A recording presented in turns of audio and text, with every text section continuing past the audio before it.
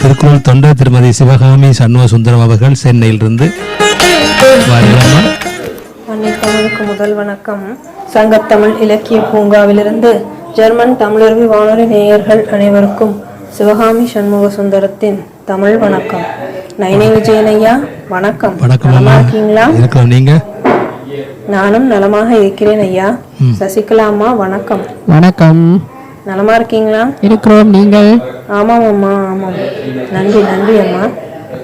அப்பா எனும் மந்திரமே கூறிடு தினம் தினமே, போற்றிட வேண்டும் முன்மனமே, காத்திட வேண்டும் அனுதினமே. தலைப்பெழுத்தின் முன்னே இருக்கும் அப்பா, தலை நிமிரும் போது நினைவில் இல்லையே ஏனப்பா. சுகமான சுமையாக உன்னை தோளில் சுமப்பார், உனக்காக கூடுதல் நேரம் உழைத்தும் களைப்பார். உன் பசியை தீர்க்கும் அம்மாவின் கைமணம், உன் மனநிறைவை எதிர்பார்க்கும் அப்பாவின் மனம். முழு மனிதனாக்க பல வண்ண உடைகள் உனக்கு, அரை மனிதனாய் சில ஆடைகளே தனக்கு. அம்மாவின் சீதனங்களாக பொன்னகை, அப்பாவின் சிறப்பாக விளங்கும் புன்னகை. அம்மாவிடம் உரையாட எப்போதும் தயக்கம் இருந்ததில்லை, அப்பாவிடம் பேச உறவு பாலமாக அம்மாவை விட ஆளில்லை. தந்தை அன்பு கடவுளைப் போல என்றும் கண்களால் காண முடியாததாலே, உண்மையை உணரும் பொழுதே காலம் கடந்து போகும் அதுவே. தந்தை சொல்மிக்க மந்திரமில்லை, தந்தைக்கு நிகர் அவனியில் எவரும் இல்லை.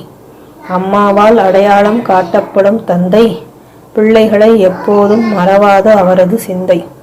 அவர்கள் முன்னேற்றத்திற்கு செய்வார் பல விந்தை, என்றும் அவரை செய்யாதே மனதார நிந்தை.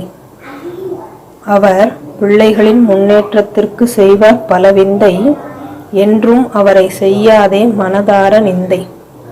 வாய்ப்பளித்த ஜெர்மன் தமிழருவி வானொலிக்கும் சங்கத்தமிழ் இலக்கிய பூங்காவிற்கும் நன்றி கூறி விடைபெறுபவர் உங்கள் அன்பு சகோதரி சிவகாமி சண்முக சுந்தரம், சங்கத்தமிழ் இலக்கிய பூங்கா, சென்னை.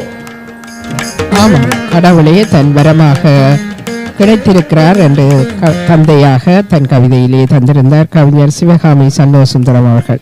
ஆமாம், ஒவ்வொரு தந்தையும் ஒவ்வொரு குடும்பத்தின் கடவுள் என்றுதான் கூறப்படுகிறது. அவரின் உழைப்பை நம்பித்தான் அந்த குடும்பமே நகர்கிறது. அதற்காக அவர் படும் துன்பங்கள் கூறினாலாது அருமையான கவிதையோடு இணைந்திருந்தார் சிவகாமி சண்முக சுந்தரம். வாழ்த்துக்கள். மீண்டும் சிறப்பிங்களம்மா. நன்றி, வணக்கம்.